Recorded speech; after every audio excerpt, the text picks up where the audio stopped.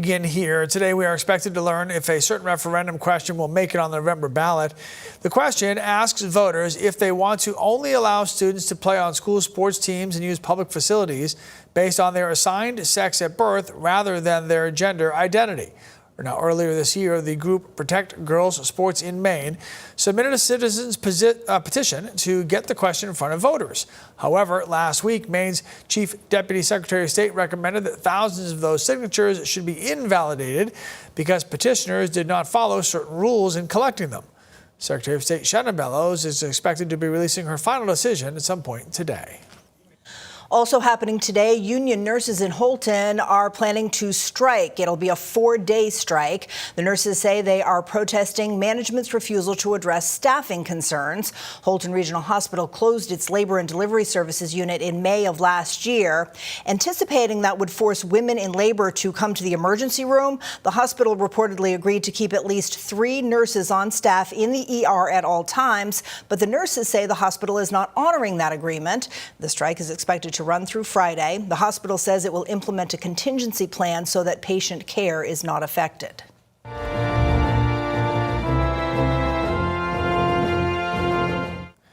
Yesterday, state and local leaders attending Memorial Day ceremonies all across our state. Governor Mills was at a ceremony in Gouldsboro. The governor sharing her gratitude for armed service members, highlighting Maine's deep history of sacrifice.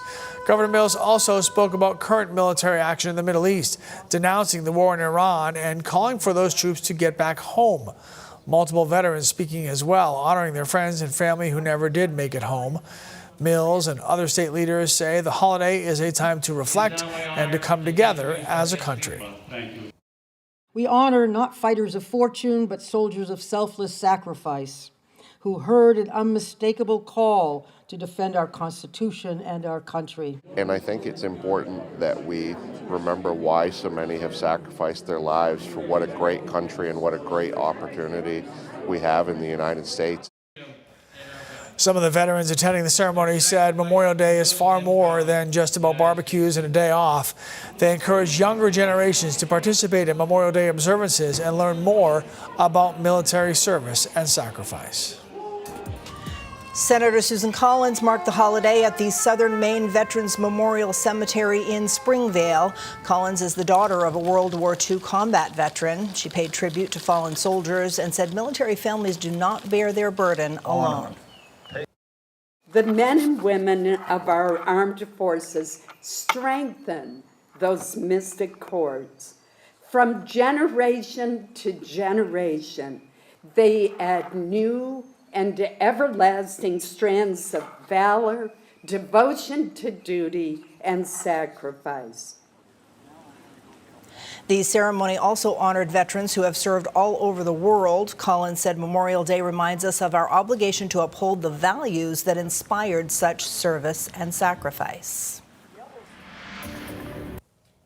Democrat U.S. Senate candidate Graham Plattner was joined by 2 political allies at a rally in Portland yesterday, one from Maine, one from Vermont. Here's Political Brew host Phil Hirschkorn with that story.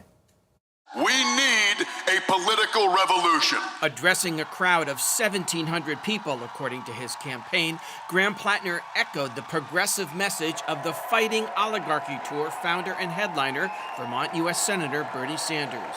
We can have an economy and a government that works for the 99% and not just the 1%. Plattner promising, should he be elected, to represent working-class Mainers first and foremost. We can use the government to usher in a golden age of unions and workers, not double down on gig work and union busting for the benefit of Wall Street or for CEOs, where we empower workers to fight for fair pay in safe conditions, where we reap the profits of our hard work. Plattner joined by Democratic gubernatorial candidate Troy Jackson, the former state Senate president and fifth-generation logger, also Plattner's first choice on the gubernatorial primary ballot. Both candidates strongly backed by labor unions. We are not from the left, we are not from the right, we're from the bottom, and we are rising. We are going to take back this country. We're going to do the things that are right for us.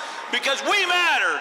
This was Sanders' second time rallying for Jackson and Plattner. He endorsed them 9 months ago and staged a huge rally with them in Portland last Labor Day. While the very richest people in this country have never ever had it so good,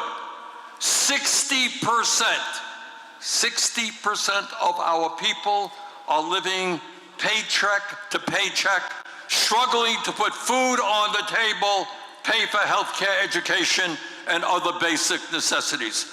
Like Senator Sanders, Plattner sees himself not only running a campaign, but helping lead a national movement against establishment politics. Plattner's first real validation could come in 2 weeks with the Maine Democratic primary.